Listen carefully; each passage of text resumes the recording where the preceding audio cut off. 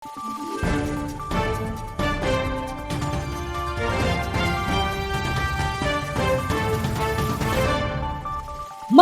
araw, Pilipinas! Ito ang Valiente News hatid sa inyo ng Office of the Vice President. Ilang pamilya na ang nagsilikas dahil sa patuloy na pag-aalboroto ng Mount Canlaon. Kumustahin natin ang huling sitwasyon doon sa report ni Brian Latasa. Brian?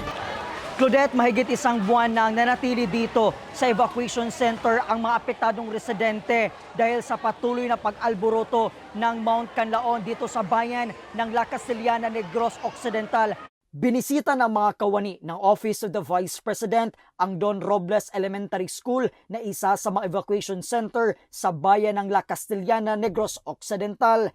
Kasabay nito ang pamamahagi ng relief goods sa mga apektadong residente dahil sa patuloy na pag-alboroto ng Mount Canlaon. Kabilang sa mga apektadong residente ay ang pamilya ni Jessica.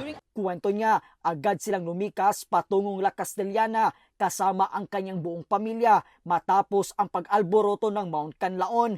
Dahil dito, apektado na ang kanilang hanap buhay, naiwan din sa kanilang bukirin ang kanilang alagang mga hayop. Sobrang kaba po sir, natatakot. Saka yung namin sir, hindi mo kung anong mararamdaman mo. Sobrang kaba talaga sir. Iniwan muna sir. Kasi ngayon hindi kami pwede makapunta doon. At saka bawal din puntahan yung bahay namin. Kaya dito nang muna kami. Hiling naman ni Jessica, Sana po sir, bumalik na sa normal yung namin sir, Mount Canlaon, para maka-uwi na kami sa aming bahay. At saka mabalik naman sa normal yung pamumuhay namin, yung pagtatanim ng mga palay, at saka yung pag-alaga ng mga hayop po. apektado rin sa patuloy na pag-aalboroto ng bulkan ang pamilya ni Nanay Marites. Nang kabudlay sa amon yan, hindi kaya sitwasyon ng paggawi sa mga kung gusto naman makapuli, hindi kami kapuli sa amon niya istaran kahit delikado.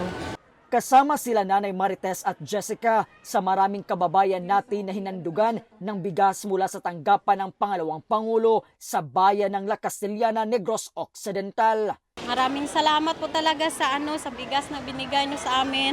Laking tulong na po ito para yung pangangailangan namin dito, masagot po. Kaya maraming salamat talaga. Vice President Sara Duterte, maraming salamat po. Pasalamat namin, may matigang kami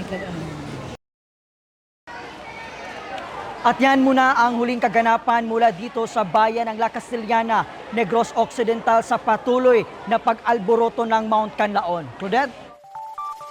We are praying for the safety of everyone. Muli maraming salamat sa iyong ulat, Brian Latasa. Ako si Claudette Loreto para sa makabuluhan, naninindigan at matampang ng mga ulat at impormasyon. Maraming salamat.